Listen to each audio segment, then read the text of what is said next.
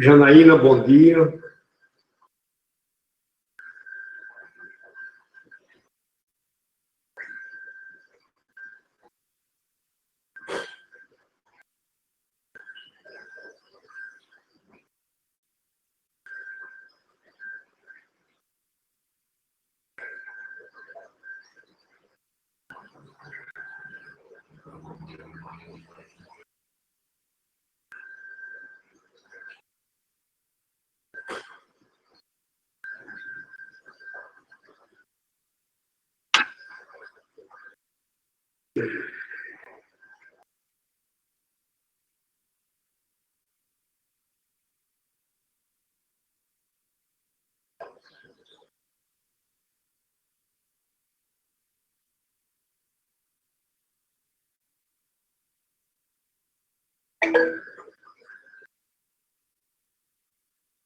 Reginaldo, bom dia.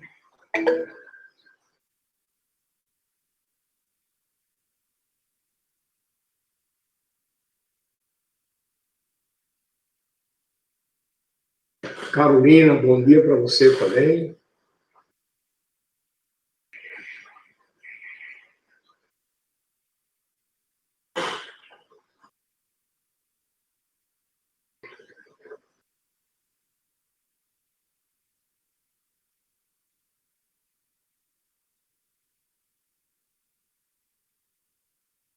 Bem, vamos começar a conversar. Na aula passada, nós terminamos as contrarrazões do recurso ordinário e, como eu disse para vocês, qualquer recurso que você tenha que contrarrazoar é daquela forma como nós fizemos as contrarrazões do recurso ordinário.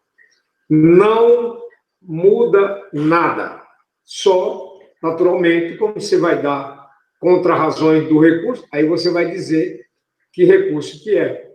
Se for agravo de petição ou agravo de instrumento, você vai dizer o quê? Contra minuta. Contra minuta.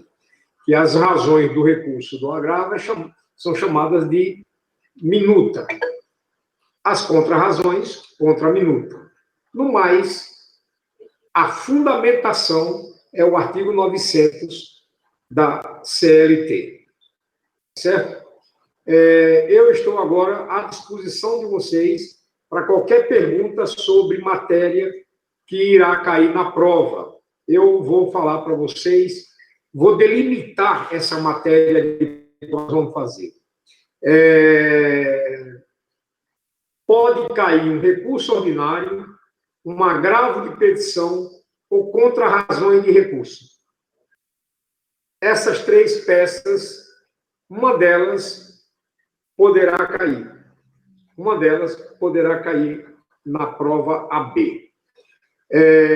Eu gostaria de saber quem poderia ficar encarregado de passar para representante e para os demais colegas da sala o que eu vou falar aqui hoje sobre a prova. Se alguém se habilita a falar, né, sobre essa colocação que eu vou fazer hoje a respeito da prova. Porque eu não quero que amanhã... você está gravando? Coloca a aula no YouTube. Não é para colocar no YouTube, não. Por que vai colocar em YouTube? Professor, bom dia. Bom dia. Professor, eu gravo todas as aulas de todas as matérias. Aí eu fiz um canal no YouTube e mando o link no grupo da sala. A pessoa só clica e assiste. Grupo, Robson, grupo da sala. Isso, eu coloco no grupo da sala, exatamente. Eu fiz Não é YouTube em geral. Não, eu fiz eu montei um canal para a sala assistir. Todas as aulas de todas as matérias. Eu gravo todos os dias. Tá. Então, eu não estava sabendo que alguém estava gravando, passando por YouTube. Desde que começou as aulas online, eu gravo todas as matérias, professor. E mando o link no grupo da sala. Na sala? Exato. Tá. Só não assiste quem não quer, professor. E só tem acesso também à aula aluno da FIG do nono A. Sim, sim, sim. É É direcionado a isso que eu nós? quero saber. É isso que eu quero saber. Então é o seguinte, Rodson. Dia 9, na próxima terça-feira, dia 9, vocês irão fazer a minha prova AB. Vocês farão a prova AB de prática trabalhista, 3. Poderá cair recurso ordinário, agravo de petição ou contra-razões de recurso. Tá certo? A prova, eu quero que vocês façam em grupo, no máximo de 4 alunos. Em grupo, no máximo de 4. Tá entendendo? Sim, sim, senhor. Sim, senhor. Não entendi? Sim, senhor, estamos entendendo. Então, na prova, vai colocar nome completo e RA de cada aluno que está participando daquela prova. Nome completo e RA do aluno que está participando daquela prova. Tá certo? E vai mandar para mim, no máximo, até o dia 10. Até o dia 10. A prova será realizada no dia 9. Vai mandar para mim, no máximo, até o dia 10. Eu vou mandar para a Amanda Justiça a prova. Vou mandar para a Amanda Justiça a prova. Provavelmente, até sexta-feira, eu mando a prova para ela passar para os colegas. E vocês irão fazer no dia 9 a prova. No dia 10, no máximo, eu tenho que estar com essa prova em PDF no meu e-mail, advjrs@uol.com.br, que já é de conhecimento de toda a turma.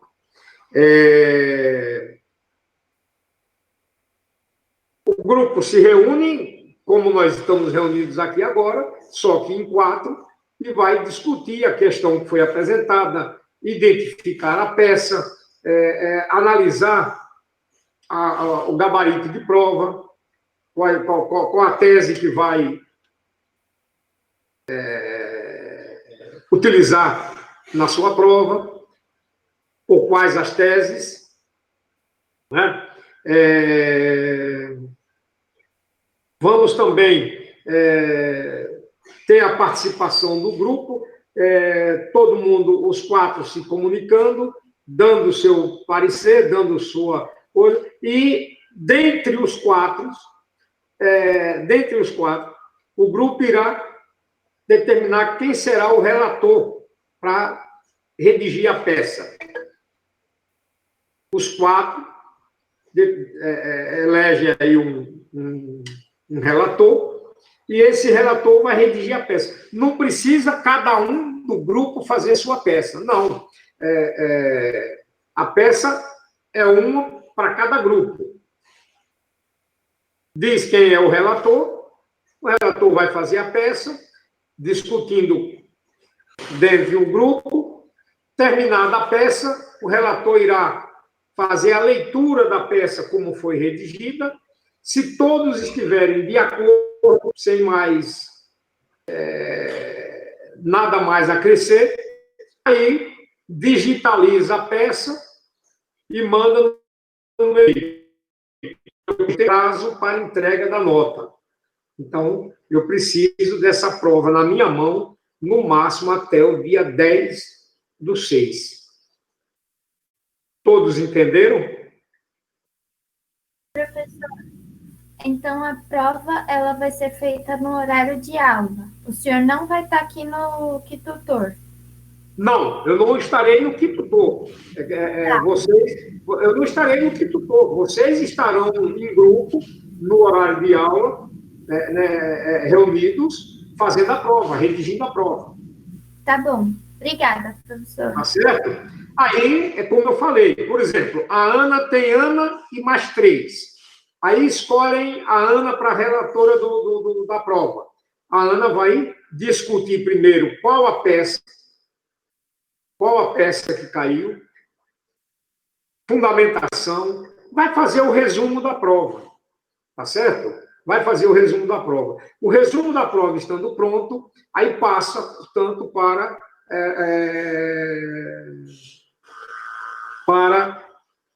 a redação.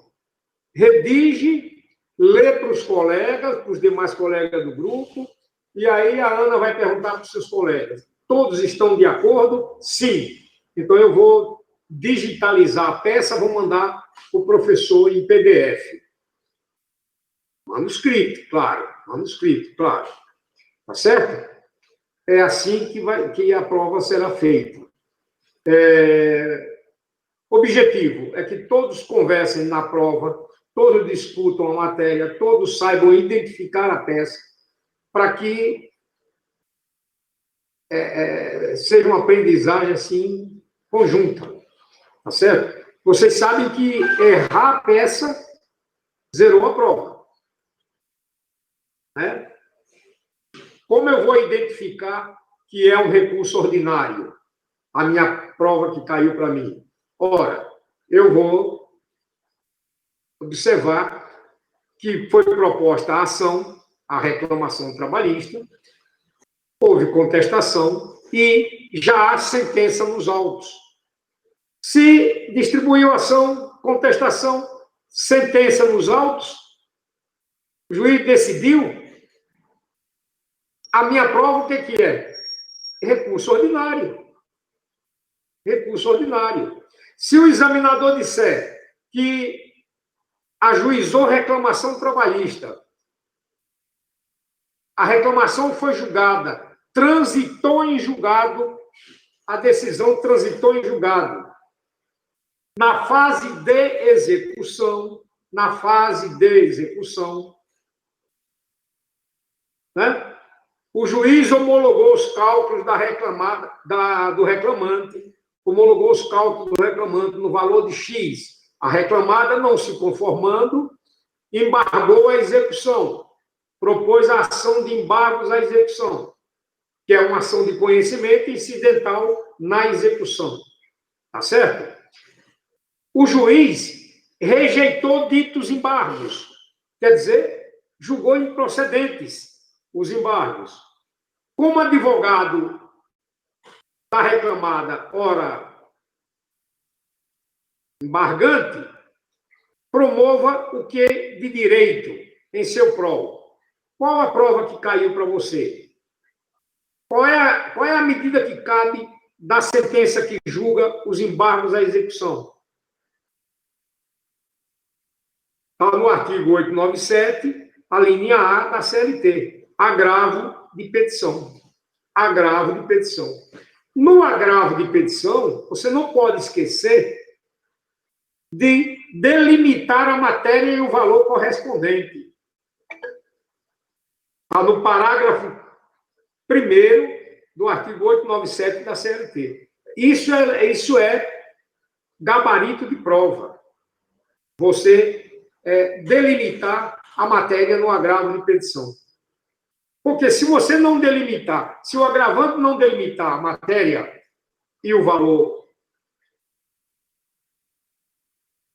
correspondente, e o valor controverso e incontroverso, o juiz não irá receber seu recurso. Não haverá admissibilidade do recurso. Então, prestem atenção nesses detalhes, nessa parte dos pressupostos de admissibilidade do recurso. Lembrando que o agravo de petição não há preparo. Só há preparo no agravo de petição quando tem havido embargos declaratórios reiterados em que o juiz, entendendo por protelatórios, aplique a multa de 10% ao embargante, aquele que embargou de declaração. Para recorrer da decisão, com agravo de petição, aí sim será necessária a juntada do recolhimento da multa. Mas somente aquela multa do parágrafo 3º do artigo 1026 do Código de Processo Civil. Se a multa foi do parágrafo 2º do artigo 1026, não há necessidade de comprovar o recolhimento na ocasião do recurso.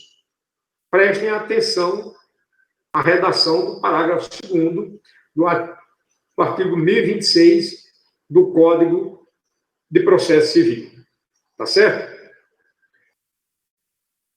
Bom dia, Romildo. Outra coisa que eu vou falar para vocês. O examinador vem e diz que A propôs reclamação contra B, a ação foi julgada procedente,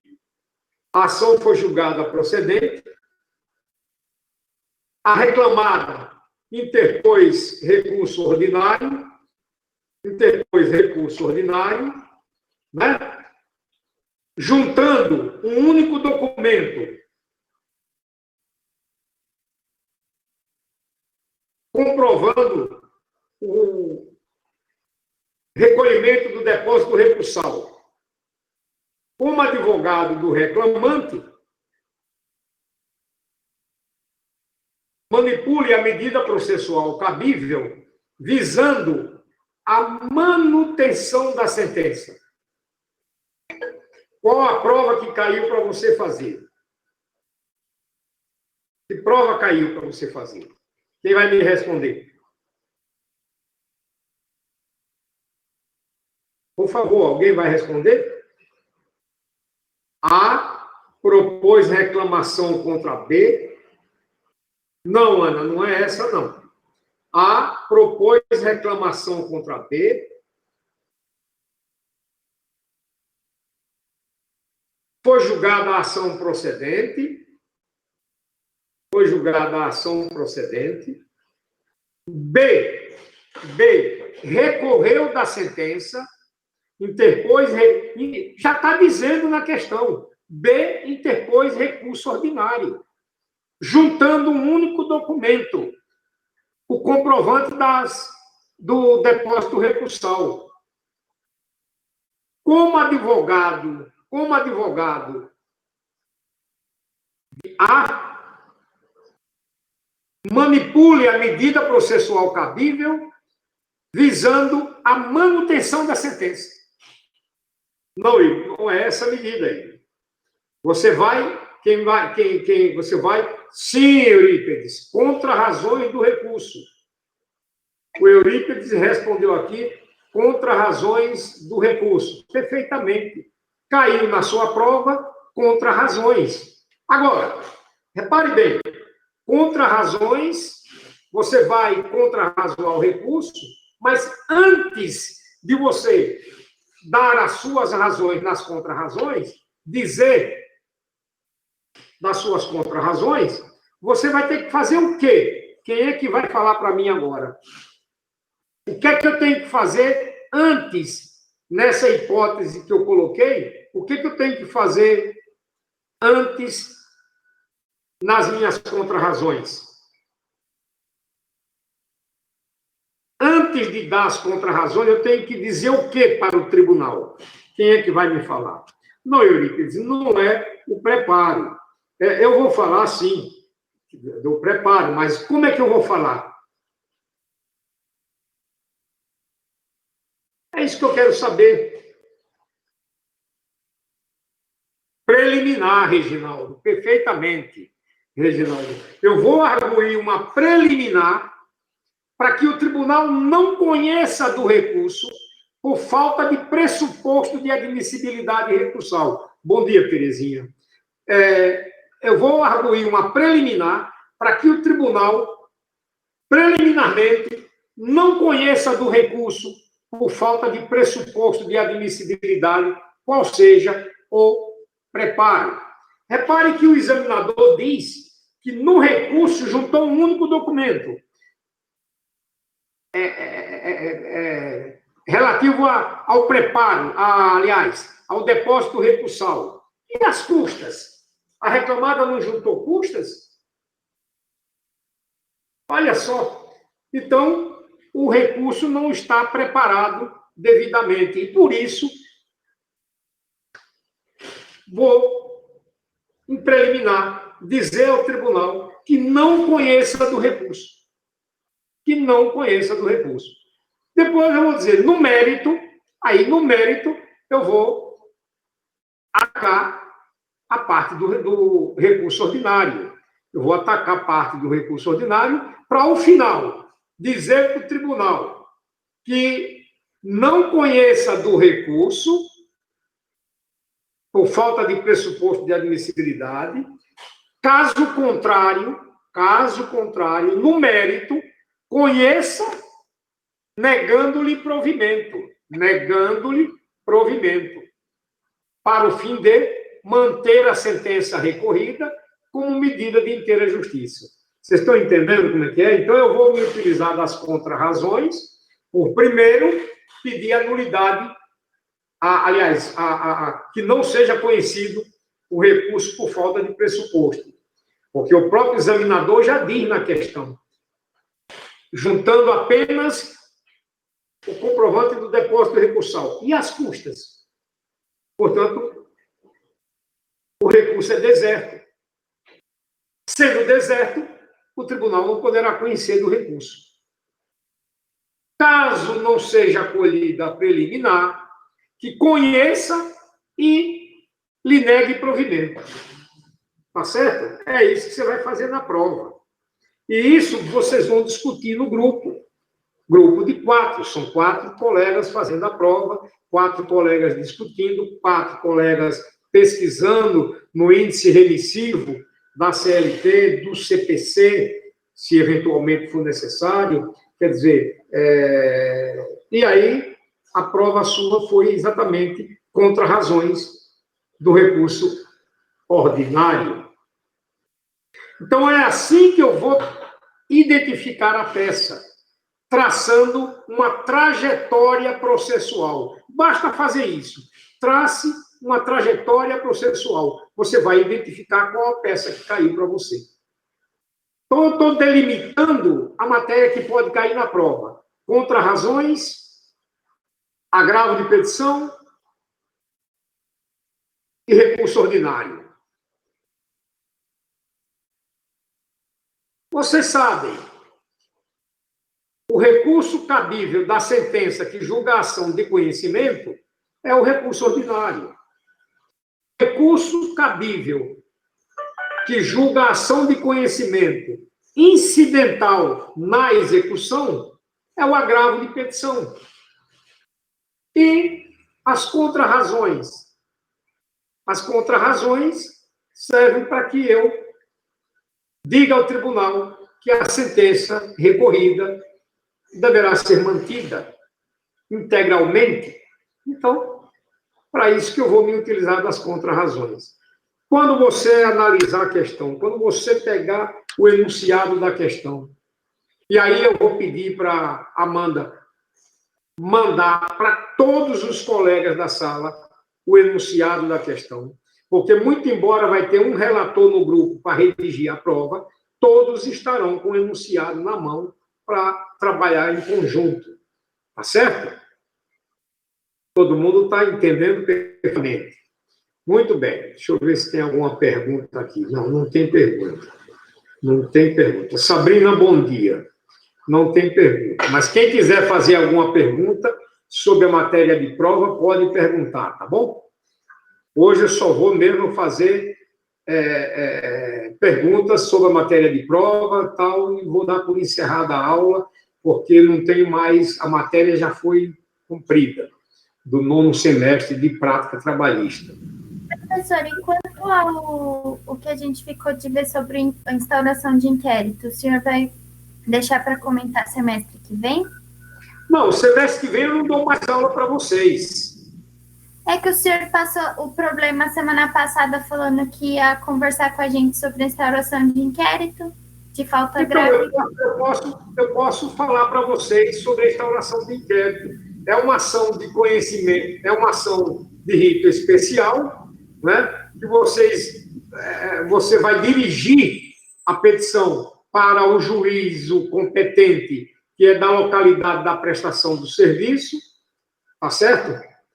você pode fazer a petição, no caso aí com vocês, também com o grupo, com vocês.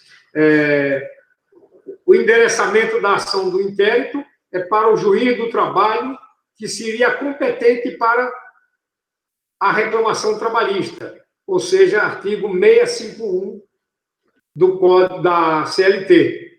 Depois você vai qualificar a reclamada não, perdão, você vai qualificar a requerente, que no caso é a empresa, vai qualificar a empresa, a requerente, dizer do advogado que foi constituído,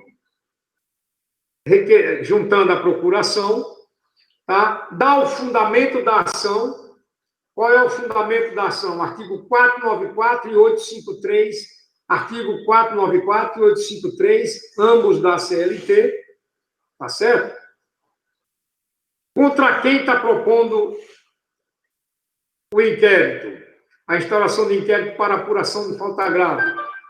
Contra o empregado estável, qualifica o empregado, depois diz pelos motivos de fato e de direito que passa a expor. E aí você entra na causa de pedir, dando os fatos e fundamentos. Quando ele ingressou na empresa, qual a função que exerce porque ainda é empregado, não é ex-empregado, é empregado ainda. Qual o último salário recebido por ele? Essa é a causa remota da ação. Depois você entra na causa próxima, dizendo quando ele foi eleito dirigente sindical, ou melhor, quando que ele adquiriu estabilidade no emprego, passou a ser estável. Por que ele passou a ser estável? Você vai dar na fundamentação, dar os fatos. Vamos dar um exemplo hipotético aqui. Que ele tenha sido eleito dirigente sindical da sua categoria. Então, você vai dizer quando que ele foi eleito e empossado como dirigente sindical, tá? Por isso, passou a ser empregado estável, nos termos do artigo 543, parágrafo 3º da CLT. Depois você vai dizer o que ocorreu para que motivasse o inquérito. A falta grave que ele praticou, a falta grave praticada pelo empregado. Você vai dar os fatos e fundamentos. Qual o fundamento? Vai lá para o artigo 482 para dar o tipo da falta grave. Depois você vai dizer que nessa ocasião, o que aconteceu? Ele foi suspenso de suas funções. Foi suspenso de suas funções. O artigo 853 diz que o inquérito será instaurado em até 30 dias a da suspensão do empregado. Então, você vai falar da suspensão, a data que foi suspenso, certo? E aí, você vai falar da necessidade da instauração do inquérito. Você vai procurar na súmula, na súmula, e lá você vai ver a súmula 379 do TST. Você vai mencionar também. E aí você vai dizer, visando, por fim, visando rescindir a rescisão, visando a rescisão do contrato de trabalho do requerido, por culpa única e exclusiva sua, vem instaurar o presente inquérito em busca da tutela jurisdicional do Estado juiz, visando rescindir o contrato de trabalho com o reclamante por culpa do reclamante, não, perdão, do requerido, por culpa única e exclusiva sua. E aí você vai fazer o requerimento com pedido específico. Requerer a notificação do requerido, para que ele venha responder aos termos do presente inquérito, contestá-lo querendo, sob pena de confissão e revelia, comparecer à audiência a ser designada, e ao final, aí você faz seu pedido, e ao final, seja julgado procedente o inquérito, para quê? Para declarar. A ação de instauração de inquérito é uma ação declaratória, para declarar rescindido o contrato de trabalho do requerido, por falta grave, por ele cometida, condenando ao pagamento das custas processuais, honorários advocatícios e demais combinações legais. Protesta por todos os meios de provas, em especial pelo depoimento pessoal do requerido, nos termos da súmula 74 do TST, e atribui o valor à causa. Cifrão, 3 pontinhos, para fins de alçada. Para fins de alçada. Local, data, advogado, OAB número 3 pontinhos. É uma ação simples, muito simples, mas não esqueça de fundamentar os artigos 494 e 853 da CLT. Não esqueça de dizer quando que ele adquiriu a estabilidade no emprego e qual o fundamento dessa estabilidade no emprego, quando que ele praticou o ato passível de justa causa, dizer em seguida que ele foi ato contínuo suspenso de suas funções. Sim, claro, porque a partir da suspensão começa a contar o prazo de 30 dias. E dá o fundamento desse ato que ele praticou. Tipificar o ato. Não há justa causa sem lei anterior que a define. Então, você tem que tipificar o ato praticado pelo requerido. Na instauração de inquérito, o autor é chamado de requerente. O réu, requerido. Aqui não é reclamante e reclamado, é requerente e requerido. Tá certo? Falar da necessidade, você vai, quando você vê lá, empregado de Estado, dirigente sindical, no índice remissivo, dirigente sindical, você desce no subitem, você vê lá, necessidade de instauração de inquérito, súmula 379, menciona a súmula, e é isso. Aí está a ação de inquérito para apuração de falta grave, certo? Aí está a instauração de inquérito para apuração de falta grave. Vocês redigem a peça aí, dentro dessas colocações que eu fiz aqui, né? E tudo bem, deixa eu ver, pergunta, professor, tem como o senhor dar uma complementar com relação às nossas petições feitas? Eurípides, eu não posso dar hora complementar de petição feita em sala de aula. Não tem como. Petição feita em sala de aula não considera como horas complementares. Horas complementares são horas extra sala de aula. Aí você tem que conversar com a doutora Rosana como é que tem que fazer para completar, né? Aí você está perguntando qual o artigo.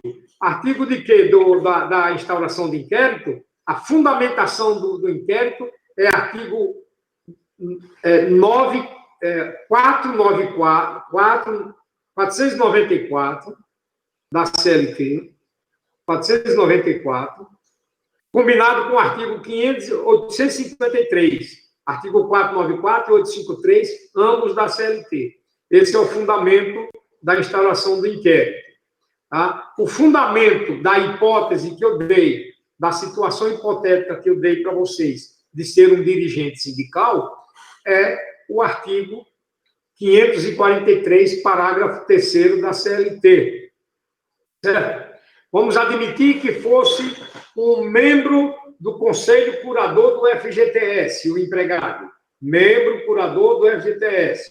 A fundamentação já não seria mais o 543, parágrafo 3º, né? Você já iria procurar membro curador do FGTS. A estabilidade é o artigo 3º, parágrafo 9º da Lei 8.036 de 90. E assim vai. Você vai ver qual é a estabilidade, quando que ele adquiriu a estabilidade no emprego, e prestem atenção, só cabe instauração de inquérito quando se tratar de empregado estável. Quando se tratar de empregado estável. Vejam o que diz o artigo 494 da CLT. Tá certo? É para você entender que só quando se tratar de empregado estável. O membro da CIPA não é empregado estável. Eu posso mandar ele embora agora por justa causa e acabou. A gestante. Né? Agora, o membro da comissão de conciliação prévia, esse membro da comissão de conciliação prévia, ele adquire estabilidade no emprego quando eleito pelos seus pares. Somente aqueles eleitos pelos seus pares, evidentemente. Está lá no artigo 625, me parece que é na letra B, e tem o parágrafo lá que fala de que ele não poderá ser dispensado, salvo por motivo de falta grave, nos termos da lei. Aí, nos termos da lei, quer dizer, tem que instaurar o inquérito, né? Tem que instaurar o inquérito. Então, mais uma vez, vou repetir, instauração de inquérito para apuração de falta grave só se dá quando se tratar de empregado estável, que goze de garantia no emprego. E a lei diz quem é que goza, por cada situação que se apresentar, você vai procurar saber se esse empregado por exemplo, o empregado que goza de estabilidade por acidente de trabalho, ele é empregado estável? Não. A gestante? Não. Mas o dirigente sindical? Sim, o dirigente sindical é empregado estável. O membro da comissão de conciliação prévia, eleito pelos seus pares, goza de estabilidade no emprego. Então, é um empregado que, para ser dispensado por justa causa, somente mediante instauração de inquérito. O membro curador do FGTS também é estável. O empregado membro do Conselho Nacional da Previdência Social. O empregado membro do Conselho Nacional da Previdência Social. Esse empregado goza de estabilidade no emprego. Para você dispensá-lo por justa causa, somente mediante instauração de inquérito, nos termos do artigo 3º, parágrafo 7º, da Lei 8.213/91. Certo? E assim sucessivamente. Tá? Lembrando sempre, a competência para julgar o inquérito, a instauração de inquérito, é do juiz do local da prestação de serviço, juiz do trabalho, o mesmo juiz que seria competente para julgar a reclamação trabalhista eventualmente. Então, esse juiz é o juiz competente para você ajuizar a instauração de inquérito para apuração de falta grave. No mais, é qualificar a requerente, falar do advogado que foi constituído, fundamento da ação, já falei, artigo 494 e 853, ambos da CLT, dizer também contra quem está propondo, contra o empregado, qualificá-lo, né? E, em seguida, dar os fatos e fundamentos, que é a causa de pedir, tá certo? Que é a causa de pedir. Dizendo primeiro da causa remota do pedido, aquela causa mais distante do pedido, e depois a causa próxima.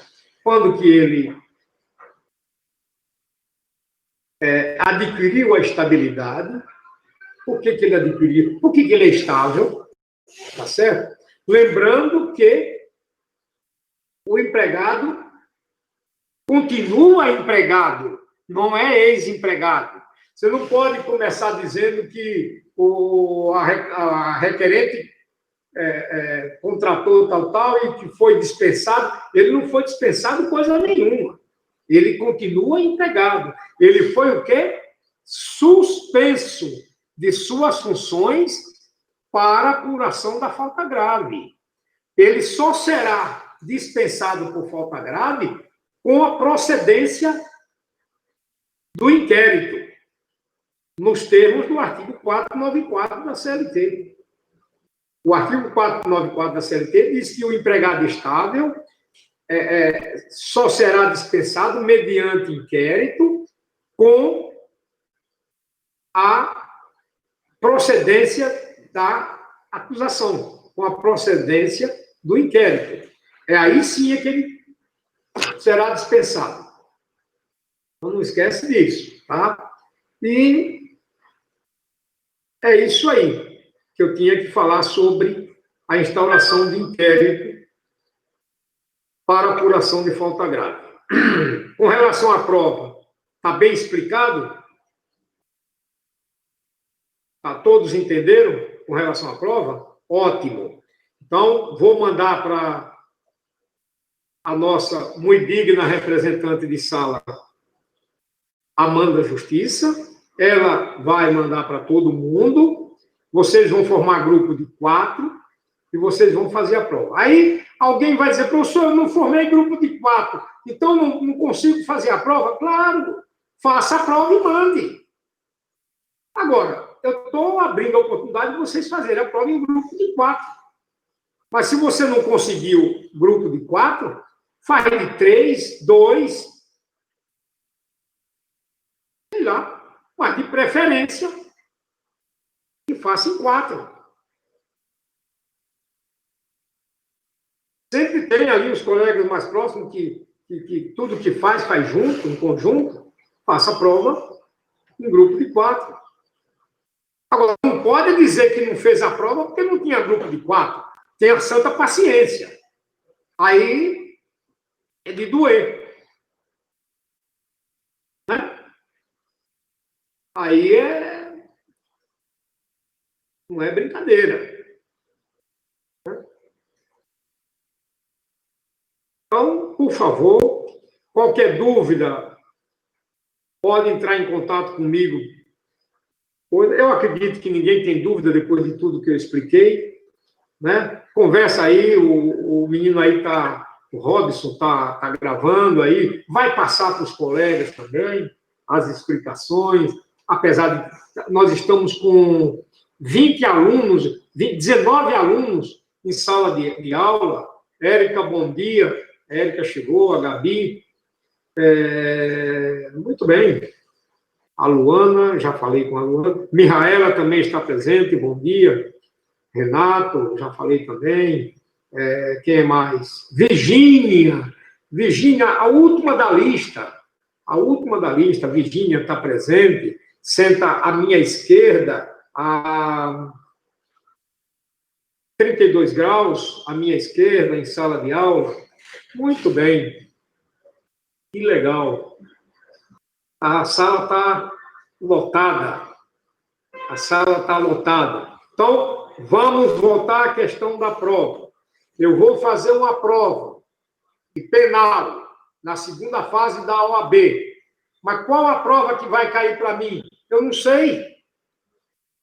Eu não sou dele, eu sou filho dele. Então, vou lá, sento e vou aguardar. Vem o enunciado da prova.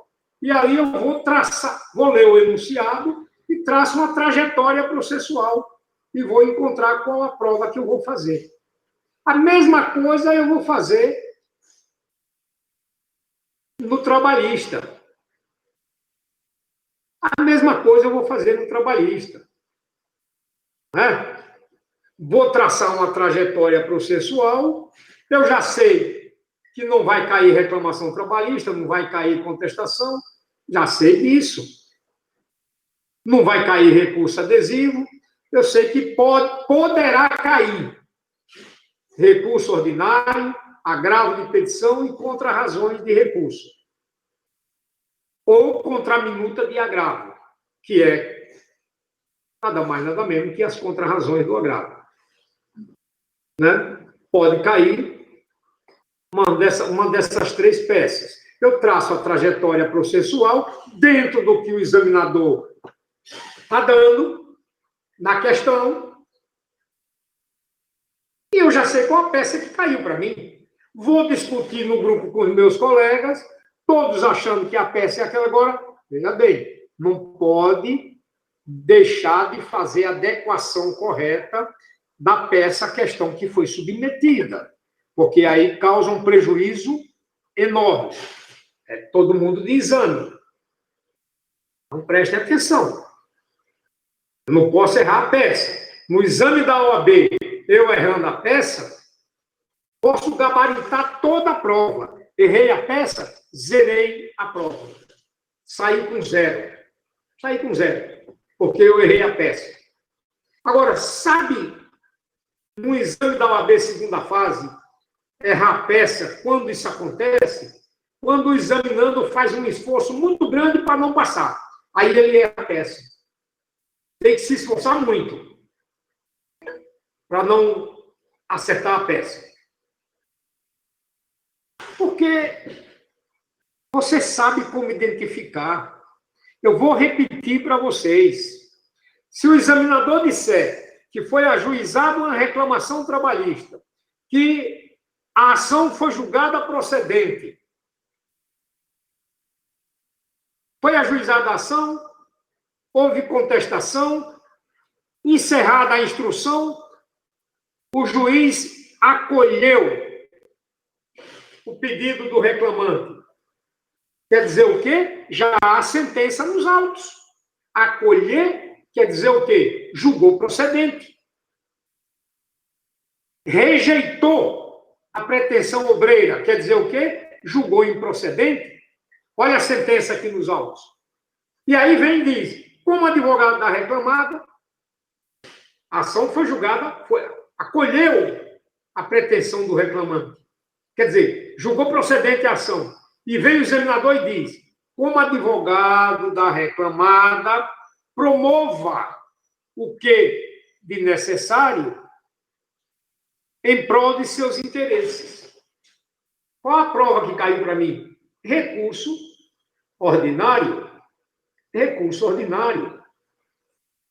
O examinador vem e diz que houve propositura da reclamação trabalhista, contestação, a ação foi julgada procedente, transitou em julgado,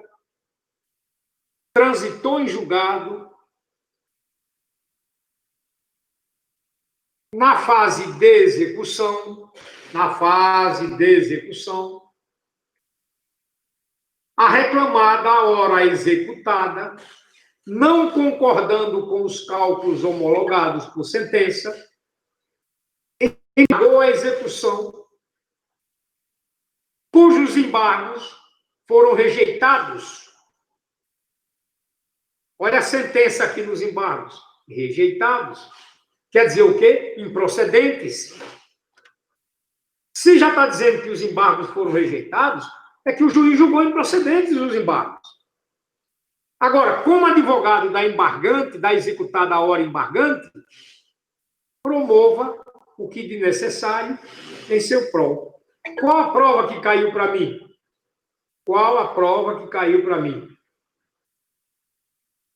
Agravo de petição. Porque está na fase de execução. A sentença que julga a ação de conhecimento na fase de execução, incidental na execução, a medida cabível é agravo de petição. Artigo 897, a linha A da CLT. Tá certo? Vem um outro enunciado. Severino moveu reclamação trabalhista contra a empresa B, que contestou o feito. O juiz julgou a ação procedente. A reclamada não se conformando com a respeitável sentença, dela recorreu.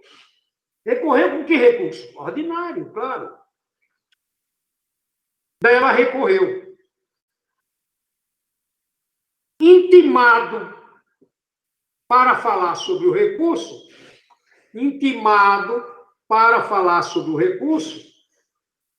como advogado de Severino, sustente a procedência da ação. Qual a prova que caiu para você? Ora, contra-razões do recurso. Então, basta você traçar uma trajetória processual que você vai saber qual a prova que caiu para você. Muito simples. Muito simples. Tá certo? Bem, meus amigos, eu vou ficando por aqui, mas antes, porém, eu tenho uma coisa para falar para vocês, é que no próximo semestre, no 10º semestre, eu não darei mais aula para a turma A. Não vou dar aula para o 10º A. Minha matéria acaba aqui, hoje. E com isso eu quero dizer para vocês, para toda a turma, ainda aqueles que estão ausentes, que foi um prazer enorme estar com vocês 7º, 8º e 9º semestre, nesses 3 semestres. Foi muito bom. Gostei muito dessa turma, gosto muito dessa turma. Torço muito por vocês. Estou aí aguardando dia 30 de agosto, que a prova da segunda fase era 5 de abril, passou para 31 de maio, foi para 28 de junho, e agora foi transferida para 30 de agosto. Estou aguardando que todos que estejam prestando essa segunda fase sejam aprovados nesse exame próximo. E o que vocês precisarem de mim, eu estarei sempre à disposição, tanto na faculdade, como no meu escritório, como nos corredores do fórum, tanto o Fórum Trabalhista como o Fórum Civil, que eu também advogo na área civil, no Fórum da Família também, que eu também advogo na família. Então, aonde eu estiver, qualquer um de vocês precisando de mim, estarei sempre às ordens. Como amigo, não como ex-professor, como professor. Eu vou me sentir sempre professor dessa turma. Então, que vocês façam uma boa prova, em todas as matérias, sejam promovidos ao 10º semestre, tá certo? Estamos passando essa situação dificílima, dificílima de escritório, dificílima de faculdade, tudo na vida da gente, o medo, aquela coisa terrível. Você liga uma televisão, você só vê desgraça, só vê cova na frente, e não se diz quantos se recuperaram, não se fala disso, só fala da cova, mas Deus estando do nosso lado, quem poderá estar contra? Ninguém. Né? O Senhor é meu pastor e nada me faltará. Está escrito ali na minha madeirinha ali que eu tenho na entrada. E eu espero que vocês tenham boas férias, que vocês estudem muito, muito nessas férias agora, tanto quem vai fazer a prova 30 de agosto, como quem vai fazer a primeira fase, porque se a prova for realizada 30 de agosto, vai ser no mês de outubro a primeira fase. E a segunda fase vai ser no final de novembro. Isto é, se a prova for realizada no dia 30 de outubro, que eu espero que seja realizada realmente. Tá certo? Então, um abraço para vocês, para todos vocês, para a turma toda. Professor, muito obrigado, viu, professor? Foi um prazer ter aula com o senhor. Não vou citar nome de nenhum aluno para não ser injusto com os demais, mas é um carinho muito grande que eu tenho, não é? E Façam a prova dia 9 e mandem no máximo até dia 10 para mim. Se puder mandar no dia 9, manda, senão no dia 10, no máximo, mande a prova para mim. Tá certo? Até a vista. Deixa eu ler aqui algumas mensagens aqui. Isso foi muito bom estar tempo com o senhor, com o mestre. Que esteja com todos nós, Deus. Muito obrigado.